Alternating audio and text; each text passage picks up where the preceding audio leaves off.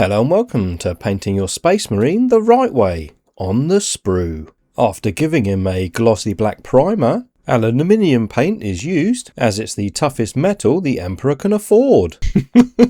Why do I dump on the Space Marines? But seriously, you need a glossy black primer to apply the metallics to make them shine. As you can see, the bottom I didn't prime doesn't look metallic. If you're wondering why I applied a metallic base, it's time for some chipping. I have no idea why it's coming out like that. So, AK chipping fluid to the rescue.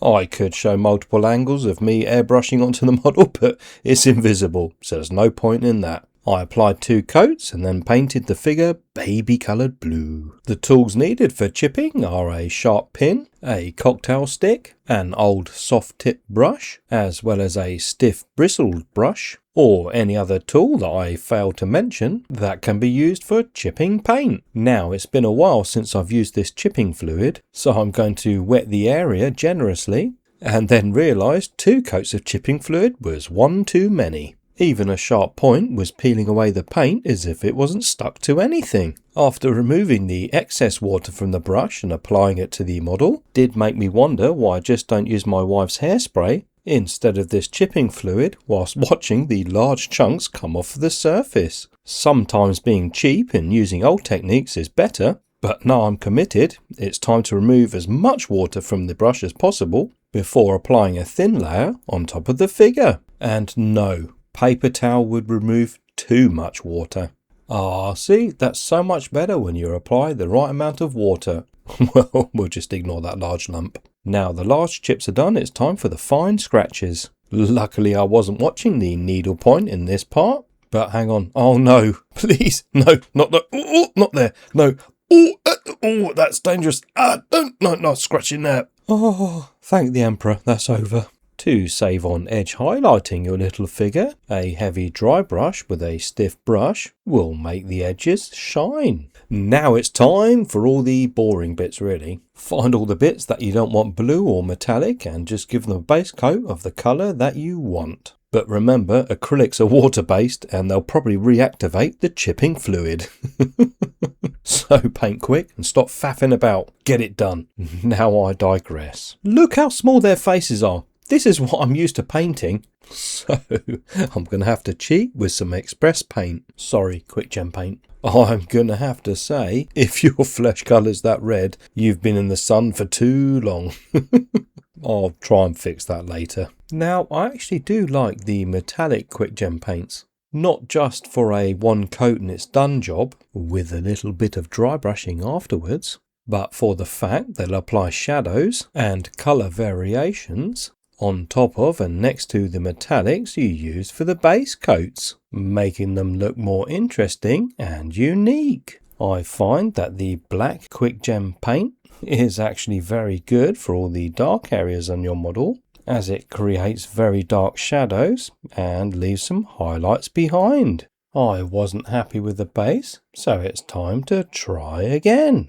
It's almost like you're allowed to apply paint on top of the areas you've already painted. For the finer details, I will be applying a lighter colour along all the edges before the next express paint is put on them. Sorry, the AK Quick Gen. Well, it looks like some dry brushing may be needed. I'm gonna guess if I dry brush this very red face, everything will be okay. Just no.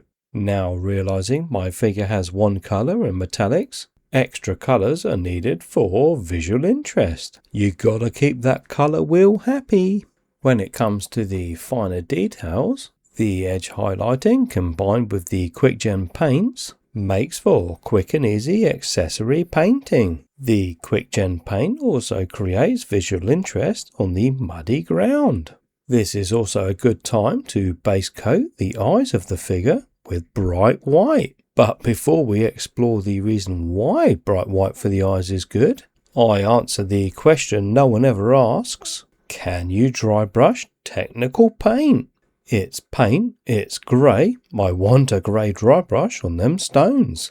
So I gave it a go, it kind of worked, which is good enough for me. Seriously though, who else has dry brushed technical paint other than me? I did apply a dark wash all over the model, but thought it wasn't quite right, so I'll address that later. One thing that I did do was to highlight all those little edges on the cracks on the base. Whilst waiting for everything to dry, I applied some fluorescent paints onto all the little eyes from Rowney System 3 acrylic paints. And look at them glow under my little black light. Now I'm going to admit one of the greatest tools apart from the chipping I applied to this model will be the dark enamel pin wash I applied into all the recesses on this little figure. It will always provide the much needed contrast to make all the other colours pop, as well as making the shadows stay dark. But now it's time to cut off the pieces and make the... Oh no, I'm in trouble. Have you seen my chocolates? Now if you've accidentally eaten all your wife's chocolates, I recommend cutting out a postcard sized Warhammer background and gluing it on top of the chocolate box. When the pre-painted sprue has been applied on top of that, your wife will never know that you've eaten all of her chocolates. So, how do you hide the fact that you've eaten your wife's chocolates without her knowing? Do you glue your Space Marines on top of the chocolate boxes to hide the fact that you've eaten all her presents? Or, hang on a minute, was this a painting video or how to get away with eating chocolates? Thanks for watching and have fun.